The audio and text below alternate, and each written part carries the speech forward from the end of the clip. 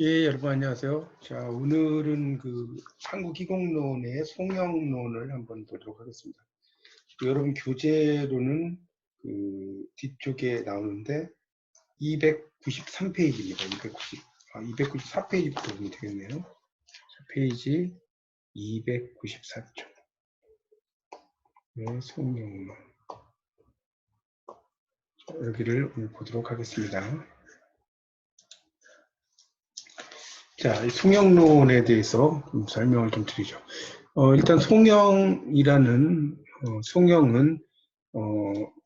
294쪽입니다. 소설가이면서 희곡 작가죠. 작가고 송영은 이 송영은 카프의 이제 소설가죠. 카프, 우리가 흔히 말하는 카프의 대표적 소설가.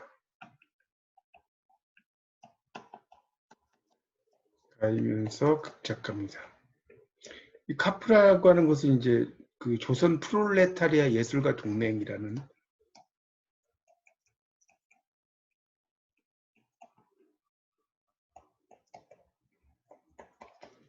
동맹이라는 의미죠. 영어로 하면 이제 코리안 아티스트 프롤레타리아 페더레이션의 머리 글자입니다. 송영은 염군사 계열의 이제 프롤레타리아 작가라고 나왔죠.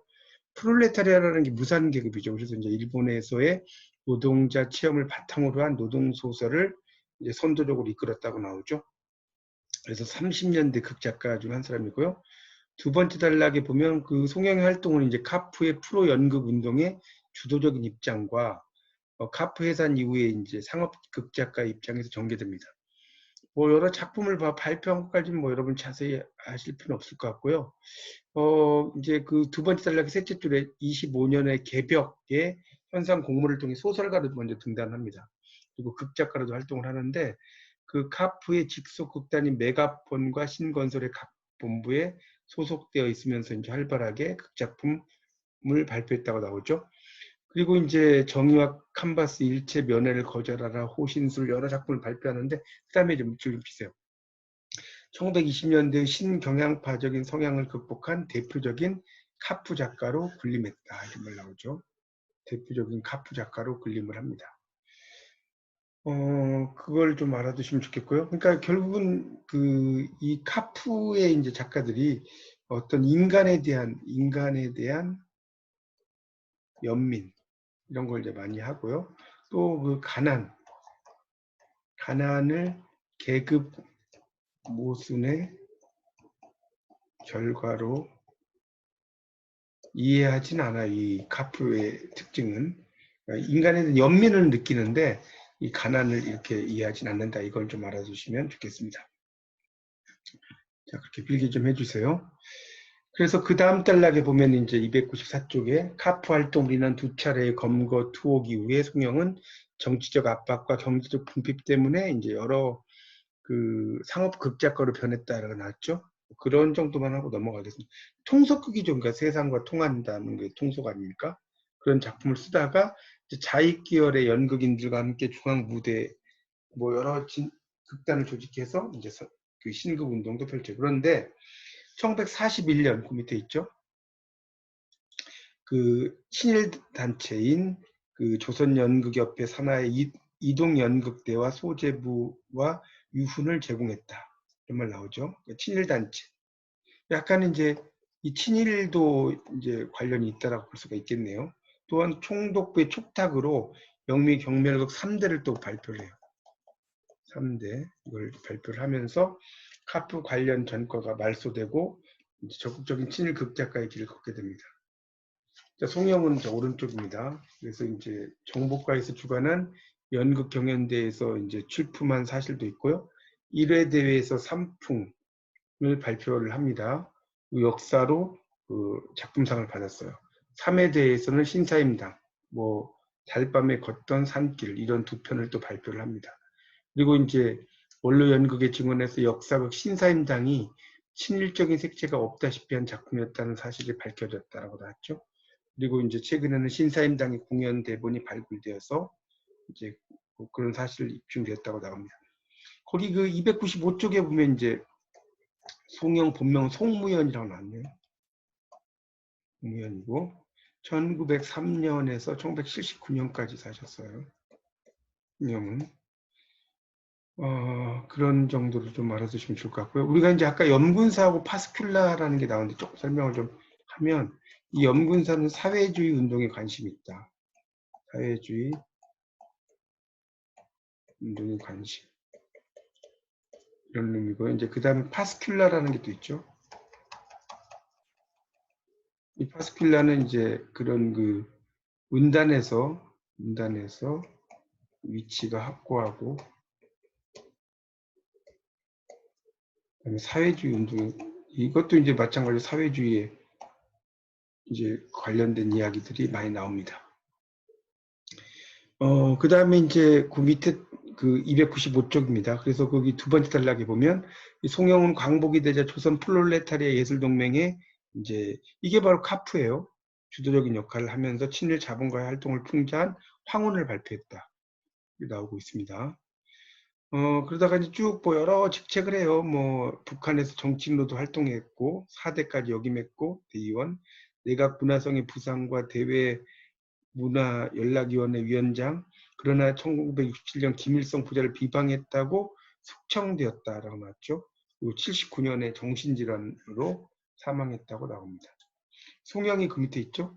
이 발표한 게 한 50여 편이 넘는데 우리의 근대 희곡문학에도 상당한 기여를 했다. 이 송영은 한마디로 그 친일 극작가의 길을 걸었고 필기 좀 하세요. 그 다음에 해방 이후 북한에서 이제 활발한 활동을 했다.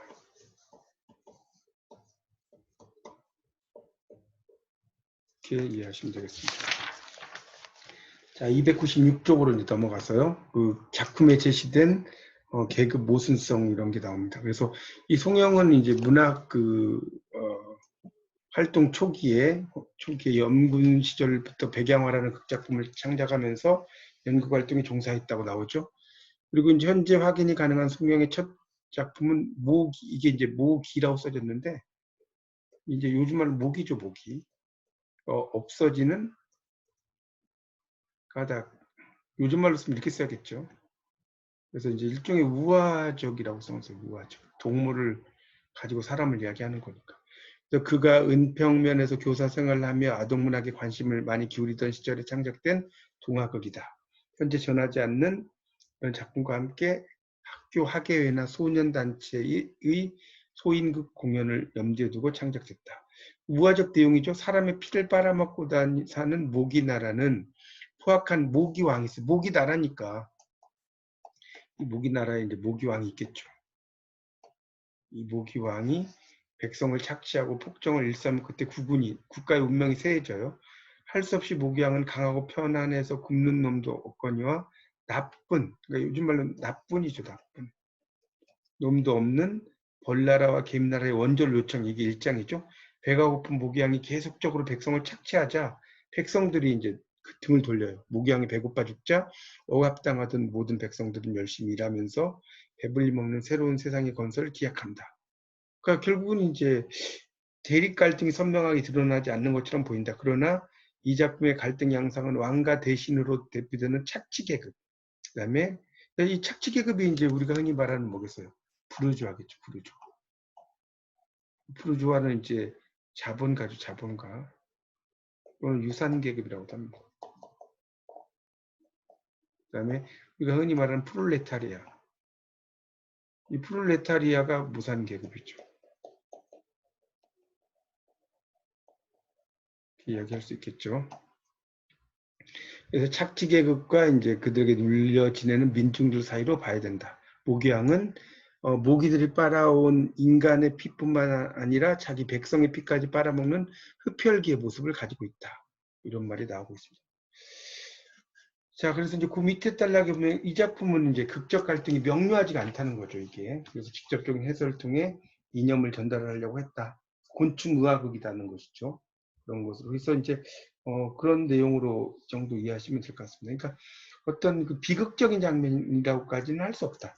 자, 297쪽으로 가면 둘째 줄에 이 작품에서는 요사이라는 시대 설정을 강조함으로써 과거의 분권체제보다는 그 당시에 자본주의 체제의 부당성과 필연적 몰락을 나타내고자 한 의도를 읽을 수 있다. 그러므로 모기가 없어지는 까닭은 어린아이들에게 두 체제를 비교하면서 착취가 없이 평등만 있는 새로운 세상을 효과적으로 설명한 알레고리. 이제 알레고리는 좀 설명 좀 해야 할 것 같아요. 297쪽에 두 번째 단락의 넷째 줄이죠. 이 알레고리란 건 1대1 비유라고 보통 이야기를 합니다. 비유는 비유인데 하나의 단어에 하나의 의미가 있는 걸 1대1 비유라고 하죠. 그러니까 그 모기라는 것 자체가 이제 일종의 프롤레타리아를 착취하는 부르주아를 의미하는 거니까 1대1 비유다 이런 이야기예요. 그래서 이 동화극을 통해 송영은 아동문학과 교육 연극 분야에도 선구적인 역할을 했다. 그 다음 단락에 이제 본격적인 희곡 작품 정의와 캔버스가 있죠. 캔버스. 그래서 이제 거기 보면 이 서로 다른 길을 걷는 사촌자매 경옥과 정옥이 추구하는 대조적 인형, 허영심과 허위의식에 사로잡혀 예술의 길, 칸바스라는 게 이제 그 그림을 그리는 하나의 도구잖아요. 추구하던 정옥이 노동자들을 위해 헌신하는 사촌동생 정옥을 쫓아 정의의 길을 걷게 된다. 그러니까 이 정의와 칸바스는 좀 또 설명을 좀 하면, 정의와 칸바스. 이게 뭔 소리냐면, 이 정의라는 것은 결국은 사회주의를 의미하는 것이고요. 이 칸바스는 예술. 흔히 말하는 이제 허영심, 허위의식. 이런 것을 이야기한다고 볼 수 있어요. 영어로는 이제 허영심 베너티라고 하죠. 그런데 이 작품은 이제 조선 민족, 그렇게 필기하세요. 민족 내부의 대조적인 갈등을 상징적으로 전달합니다.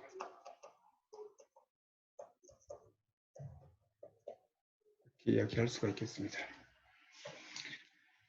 그래서 이 작품은 이제 이 정의와 캔버스는 조선민족 내부의 갈등을 중심축으로 설정해서 제1조선인 노동자들의 비참한 삶의 양상, 민족을 사랑하고 인류를 위한다는 허울 좋은 명분만 내세운 유학생들의 가식적인 생활을 해부했다. 나왔죠? 일본에서 방탕한 생활을 했던 부르주아 집안의 유학생들이 조선에서 지도자로 행세하는 모습에 대한 풍자, 조속 이런 것이 내포되어 있다라고 나옵니다. 그런 어떤 내용들을 이제 이 작품 속에 다루고 있다는 겁니다. 자, 그 다음 단락에 보면 그래서 정의와 캔버스는 민족 기사인 척하는 유학생들의 허위와 가식을 폭로하는 구조로 되어 있다. 거기다 좀 밑줄 좀 치세요. 거기 297쪽에 지금 그 마지막 단락 정의와 캔버스부터 되어 있다까지. 그래서 그게 전반부에서는 노동자 숙소에서 노동자들을 헌신적으로 돌보는 동생 경옥이 허영심에 들뜬 미술학도 경옥의 생활 태도를 비판한다. 후반부에서는 노동자의 내면 생활기를 취재하러 노동자 숙소를 순방하던 이순유의 허위에 가득 찬 내면 생활이 병객에 의해 폭로된다. 이렇게 나오고 있습니다. 자, 넘겨보세요. 그런 어떤 그 아주 힘든 상황을 이제 잘 드러내고 있다는 겁니다. 자, 298쪽으로 이제 다시 와서요. 두 번째 단락, 이상과 같이 정의와 캔버스는 이 점층적으로 사건을 진전시키며 갈등을 해소시킨 극적 구조에는 무리 없이 짜여져 있다. 그뿐 아니라 인물들을 대조적으로 설정을 한다고 나왔죠. 그리고 이제 구조적인 면에서의 그런 그 결정, 이순유의 가면을 벗기는 역할을 맡은 병객이 후반부에 등장한다. 부수적 인물이란 것은 주동 인물과 반대되는 인물이죠. 그래서 제1노동자의 그 실상을 보여주는 배경 역할을 잠시 맡았다. 뭐 이런 얘기 나옵니다. 그래서 이제 느닷없이 등장한다고 나오죠. 종결부에서 결정적인 인물로. 그러니까 이런 것을 이제 우리가 뭐라고 하냐면 거기 기계적 출현이라는 게 나오는데 이건 좀 설명 좀 해야 할 것 같아요. 기계적 출현이라고 나왔는데 이제 기계적 출현이라고도 하고 기계신이라고도 해요. 거기 보면 이제 옆에 데우스 엑스 마키나 우리말로 이제 번역하면 데우스 엑스 마키나인데 이게 이제 이 마키나가 머신이에요. 머신. 영어로 말하면 이게 라틴어죠. 신이고 X라는 건 어부예요. 여기서 어부. 그다음에 데우스라는 것은 신이죠. 가시죠. 그러니까 기계신을 말해요. 기계신. 그러니까 심청이 바다에 빠졌을 때 연꽃이 올라오는 거 이런 게 다 기계신이거든요. 그렇게 보시면 됩니다. 그래서 이제 작가가 합리적인 해결책을 찾지 못한 채 기계신을 사용했다. 이런 게 이제 약간 극적 능력, 전개 능력이 부족하다는 걸 이야기한다. 그래서 이제 캔버스, 정의학 캔버스가 결점이 있는데 그 다음에 밑줄 치세요. 부르주아 계급의 허위의식을 통렬히 비판하는 데 성공했다. 이게 중요하다는 겁니다. 그래서 일본에서 노동체험을 가지고 있어요, 송영이. 그래서 이제 부유한 자본계급 자제들의 타락한 일본 유학 생활을 노골적으로 비판하면서 일제 경제 침탈에 의해 도시 노동자가 될 수밖에 없었던 조선 민중의 한을 그렸다. 그 다음에 또 여기 이제 보면 노동자 계급의 건전성과 그들의 미래에 대한 낙관적인 전망을 제시했다까지 밑줄 쳤어요. 낙관적인 전망까지 제시했다. 자, 그 다음에 이제 299쪽으로 넘어가겠습니다. 자, 299쪽. 그 뒤에는 좀 더 여러분 읽어보시고요. 자, 부정적 인물의 풍자와 낙관적 전망이라는 것이 나오고 있어요. 카프는 1930년대 제2차 방향전환 이후에 조직 개편, 연극운동의 조직화를 시도를 하죠. 그래서 이전에 그런 그 일본계는, 프로연극계는 일본 자익극의 번역물, 지식인 작가의 관념적 발상, 이런 것에 의한 창작극을 공연했어요. 그래서 이제 노동대중과 유리된 채라는 건 떨어진 채 이렇게 이해하시면 됩니다. 운동이 소시민성을 지닌 한계가 있다. 이런 게 나오죠. 그런 게 있었고, 이제 그 다음 단락에 당시 송영은 메가폰과 신건설 등 카프 직속 극단의 본부에 소속되어 있었어요. 그래서 이제 일체의 면회를 거절하라. 이런 풍자 희극을 이제 발표를 합니다. 일체의 면회를 거절하라. 되게 유명한 작품이죠. 자, 넘겨보세요. 교재 넘기시면 다음 페이지 300페이지죠. 거기 두 번째 단락을 볼게요. 두 번째 단락. 자, 일체 면회를 거절하라는 이렇게 났죠. 이 일체 면회를 거절하라. 300페이지예요.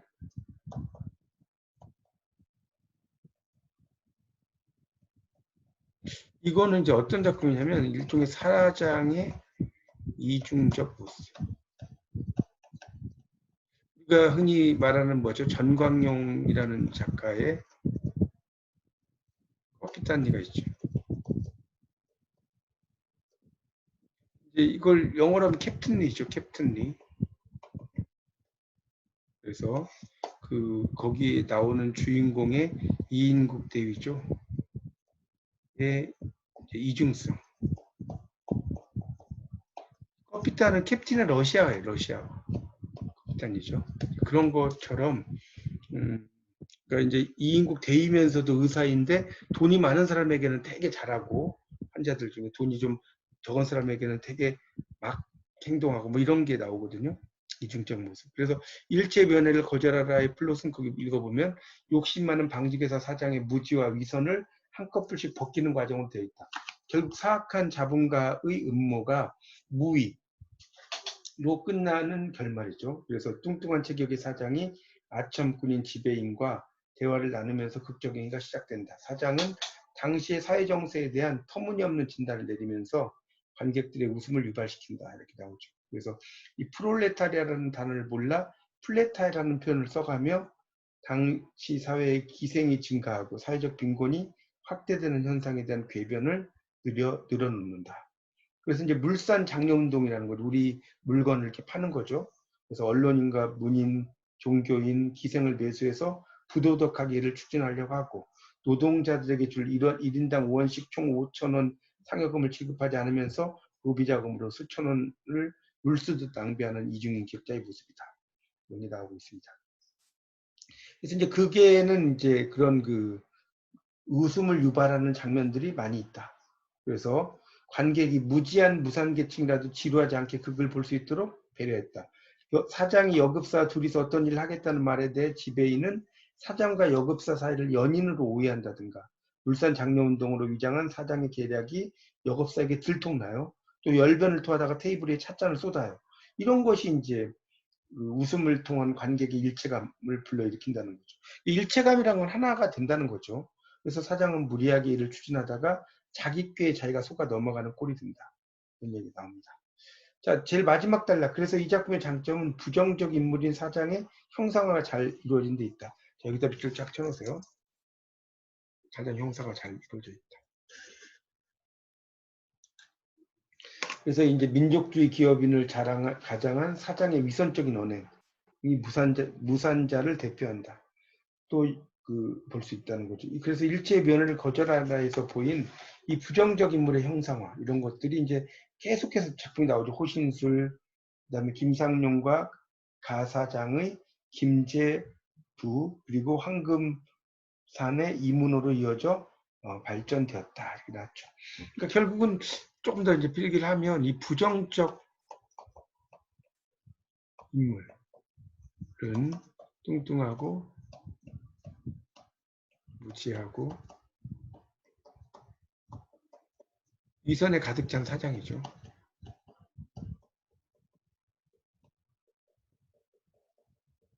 그다음에 이제 여기 이제 인물의 풍자. 인물의 풍자가 이제 바로 알라존이라고 이야기를 하는데, 알라존은 이제 방해꾼이죠. 방해를 한 그 방해꾼을 이야기하고요. 이 알라존은 결국은 뭡니까? 부정적 인물이다라고 볼 수 있겠죠. 부정적 인물입니다. 그러니까 이 결국 풍자 역점을 둔 거고요. 그다음에 이제 아까도 좀 나왔지만 웃음을 유발하는 장면이 있다고 그랬죠.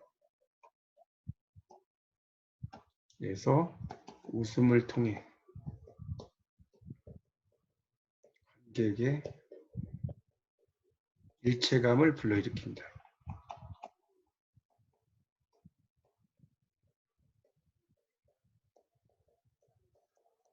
이야기할 수 있겠습니다. 그다음에 이제 301쪽의 거기 세 번째 줄을 보면, 그래서 이 작품은 결말부에서 갑자기 이제 진전된다는 거죠. 급전은 급하게 자기적인 인상, 인위적이라는 거죠. 사장의 그 음흉한 계략을 유머러스하게 웃기게 잘 진행시켜 나가다가 갑작스러운 돌발 사태와 함께 음모를 꾸미던 사람들이 이제 한꺼번에 돈을 받으러 오겠다는 전화 통보와 빌린 임금을 달라는 노동자 집단의 갑작스러운 면회 요청으로 사건을 해결 지으려고 한다. 나오죠. 그래서 이제 돌발 사태가 이제 그 무대 밖에서 일어난 일이 무대 안으로 보고된 형식으로 표현된다는 거 나오고요. 자, 노드롭 프라이라는 유명한 비평가의 이야기가 나오죠. 희극 장르에 대한 체계적인 연구에 의하면 희극 장르는 다른 사회로 전환 움직임을 나타내는 특성이다. 어떤 사회에서. 그렇죠? 그래서 대개는 새로운 사회로의 전환을 가로막는 부정적 인물. 그러니까 이 블락킹 캐릭터라고 나왔죠. 블락이라는 게 막다는 뜻이에요. 우리가 배구에서 블락킹 이런 말 들어보셨죠? 이게 동사로 막다. 그 블락킹 캐릭터니까 우리말로 번역하면 이제 막는 인물이죠. 그래서 극중에 그런 사회를 지배하고 있으므로 장애물적인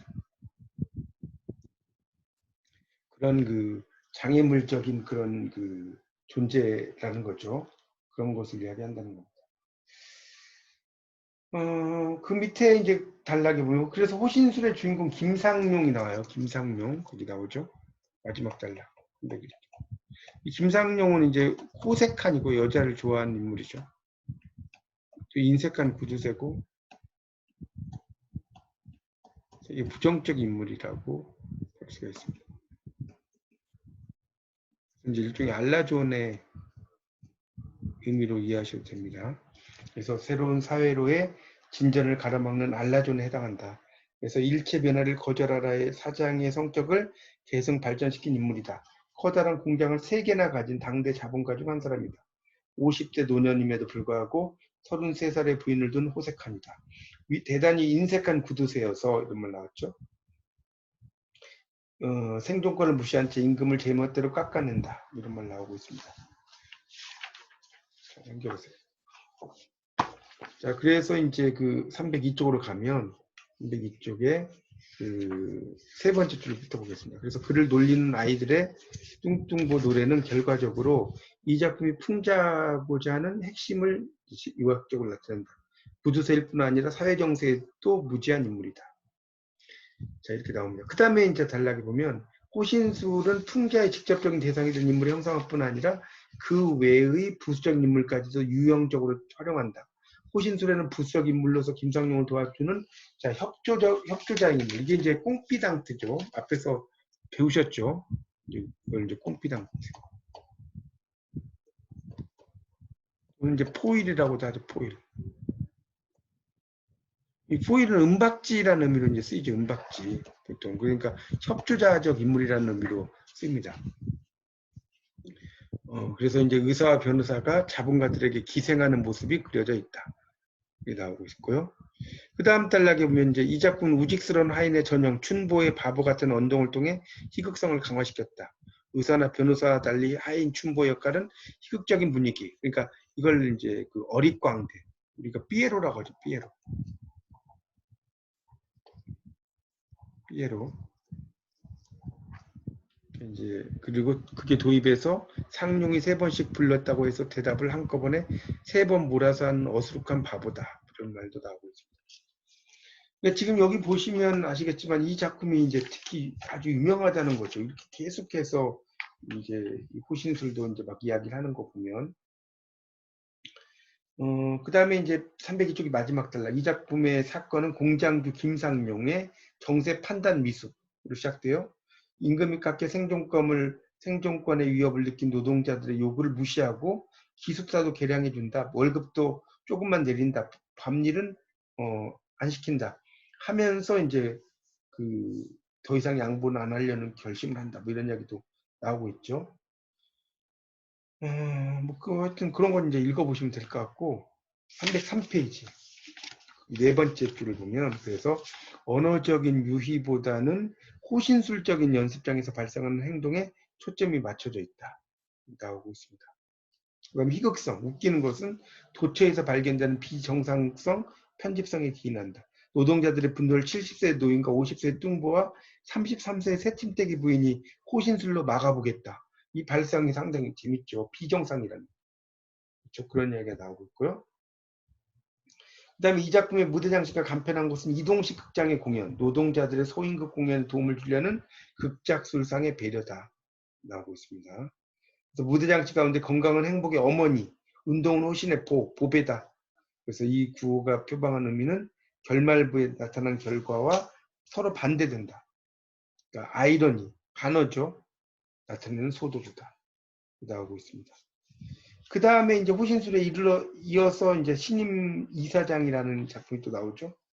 그래서 앞에 두 작품은 음모를 꾸미다가 좌절된 상황이에요. 신임 이사장은 자본가들의 흉기가 공개적인 자리에서 폭로되는 상황을 이야기하고 있다.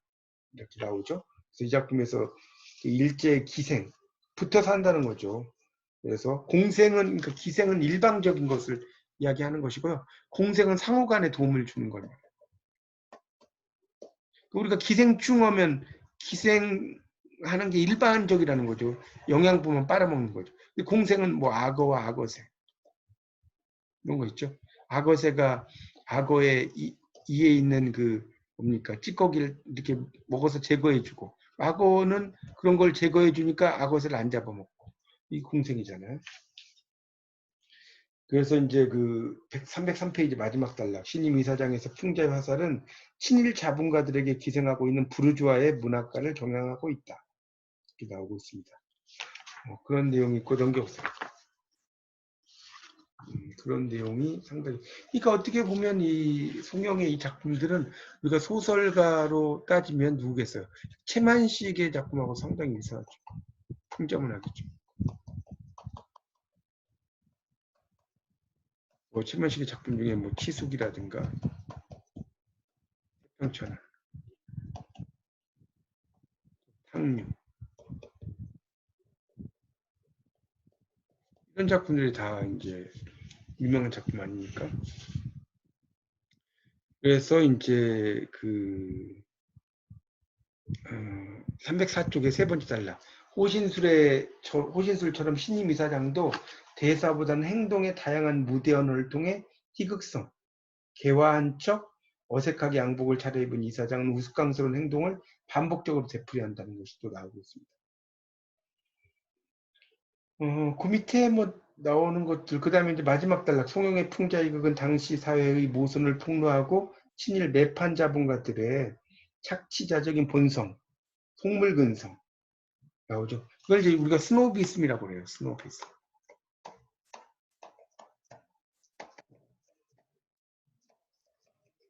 스노비라는 게 속물이거든요. 그래서 이제 그런 것을 비판한다는 것이 나옵니다. 자, 오른쪽으로 가보겠습니다. 305쪽. 낭만적 희극과 현실 타협인데, 첫 번째 보면 이제 뭡니까. 송영의 풍자 정신이 이제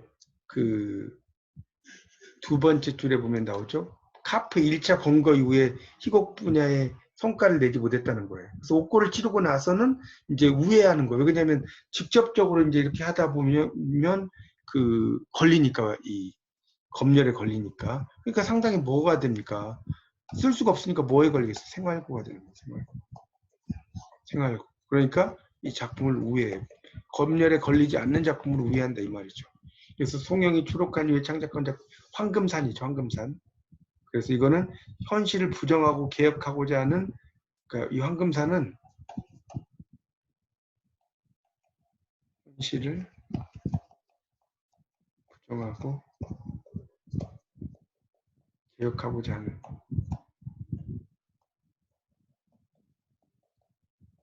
의지가 약화됐다.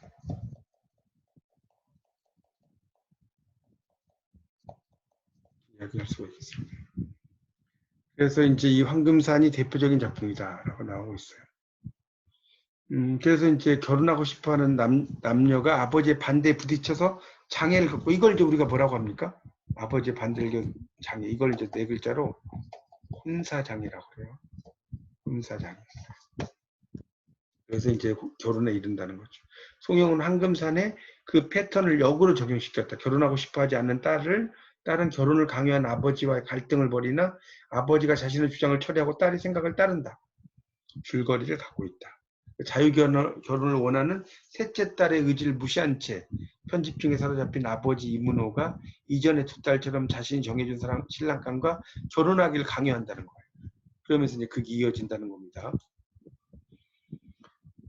그 다음에 이제 그 다음 단락, 그게 도입부에는 생과부 신세인 두 딸이 등장을 해서 자신의 의사와 무관하게 아버지의 뜻에 따라 강압적으로 이루어진 혼인의 파탄을 하소연한다. 그러면서 셋째 딸은 이들과 다른 점이 있다는 걸 보여준다.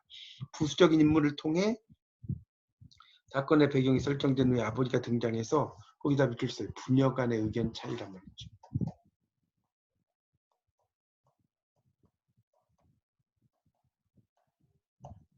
그래서 사건의 발단이 마무리가 된다는 것이 나오고 있습니다. 다음 단락에 이제 보면 그래서 이문호는 신용이라면 생명같이 않은 인격자라는 황달성에게 잘 보이려고 계략을 꾸며요. 무식한 식모를 셋째 딸로 가장시켜 위기를 모면해 보려는 이문호의 계획은 식모의 오인과 실수, 그다음 실언이 거듭되면서 파탄의 고비. 그래서 이제 식모마저 그 집과는 사돈을 맺지 말라고 충고를 해요. 그래서 넘어가세요. 306조. 그래서 이제 이문호가 뜻을 관철시키기 위해 억지를 부린다. 그리고 14년 동안 보통학교를 마치지 못한 황금산의 바보스러운 인물됨이가 비로소 드러내자 이문호는 자 거기다 또 밑줄 주세요. 306쪽에 둘째 줄이죠. 자신의 잘못을 인정하고 딸들과 화해한다. 이런 것이 나오고 있습니다. 그 밑에 있는 건 여러분 읽어보세요. 이건 뭐 일일이 다 제가 뭐 설명을 할 수는 없고요. 307쪽. 307쪽을 보시면 그래서 이제 거기 그 세 번째 단락에 송영이 동해안극장을 위한 통속적인 희극을 발표했다고 해서 예전의 정치적 색채를 모두 잃은 것은 아니다. 여기 밑줄이세요. 송영이부터 아니었다까지. 그래서 이제 농촌을 소재로 한 사실주적 경향의 이제 작품들도 많이 썼다는 겁니다. 그 밑에 이제 윤씨일가에 대한 이야기 나오죠. 307쪽의 마지막 단락. 노동계급의 삶을 세밀하게 그리면서 인과적인 전개 과정을 중요시한 사실주의 경향의 작품이다. 것이 나오고 있습니다. 308쪽. 그래서 이 작품은 이들이 가난한 원인이 자 이제 여기다 밑줄 주세요. 첫째 줄부터 가난한 원인부터 쭉 해가지고 설정되어 있다까지. 자, 그러니까 결국은 그 다음에 특히 이제 여기 두 번째 줄에 사회적 모순의 사회구조적 모순의 있음, 여기 네모처럼 사회 더 있음까지. 이게 바로 뭐예요? 송영의 문제의식이라고 생각해요. 이게 송영의 문제의식이라고 이야기할 수가 있겠습니다.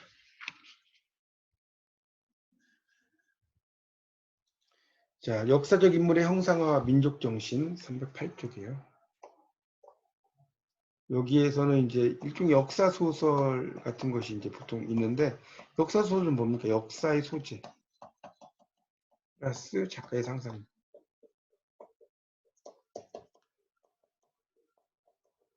이야기해요. 그러니까 역사소설은 현실 문제에 대한 예언자적 설명이다.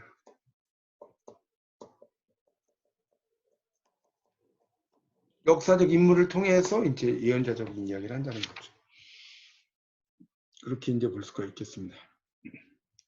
그래서 이제 역사적인 이야기들도 뭐 하게 된다는 건데 309쪽입니다. 그래서 이제 그 세 번째 줄에 보면 역사 문학에 대한 루카치라는 되게 유명한 비평가가 나오죠. 루카치는 총체성을 강조한 사람이에요. 총체성. 영어로 토텔러티라고 하죠. 그래서 이 총체성을 강조를 하는데 결국 이제 문학이라는 것은 인생의 모든 것을 다 다루고 있죠. 그래서 이제 필수 불가결한 시대착오, 시대를 착오해 버리는 거예요. 영어로 이제 그 어네크로니즘이라고 하는데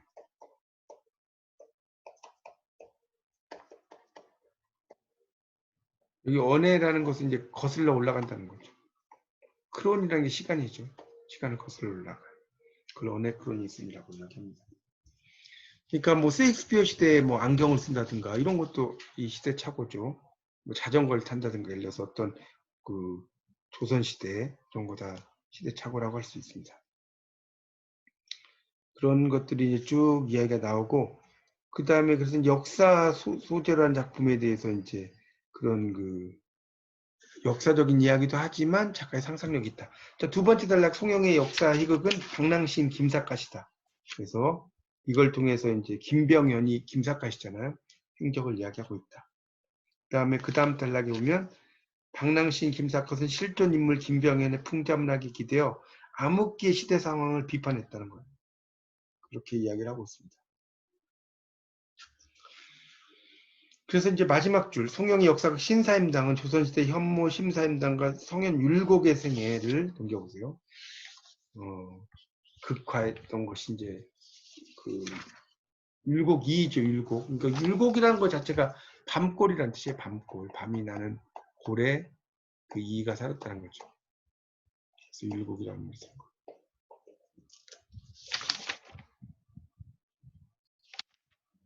그래서 이제 율곡의 이제 이야기들도 신사임당이 율곡의 어머니잖아요. 아시다시피. 그래서 5자녀 중에서 셋째인 율곡을 맏아들과 대비시켜 주동적 인물을 형상했고 자기 그림 속의 벌레를 쪼아먹었다. 초충화. 이게 뭡니까? 풀초자에 벌레 충자에. 화는 그림 화자죠. 풀과 벌레의 그림이다. 이걸 초충화라고 합니다. 그래서 이 작품의 중심 사건은 신사임당이 남편 이원수를 학문적으로 대성시키기 위해 10년 동안 별거하기로 약속한 후 이것이 이루어지기까지 과정이다. 신사임당은 10년이라는 세월 동안에 신사임당이 겪어야 했던 고통, 갈등 이런 것을 묘사했다는 거예요. 신사임당이 이제 그 강릉에 가면 그 오죽헌이라고 하는 게 있어요. 오죽헌 있는데 오죽이라는 게 까마귀 오자거든요. 대나무 죽자. 까마귀 대나무라는 게 아니고 검다는 뜻이죠. 그래서 영어로 이제 블랙 뱀부라고 합니다. 뱀부라는 게 대나무라는 뜻이에요. 그래서 오죽, 대나무의 색깔이 검은 그 대나무를 오죽이라고 이야기하고요. 그런 것이 있는 집을 우리가 오죽헌이라고 이야기한다라고 할 수 있겠습니다.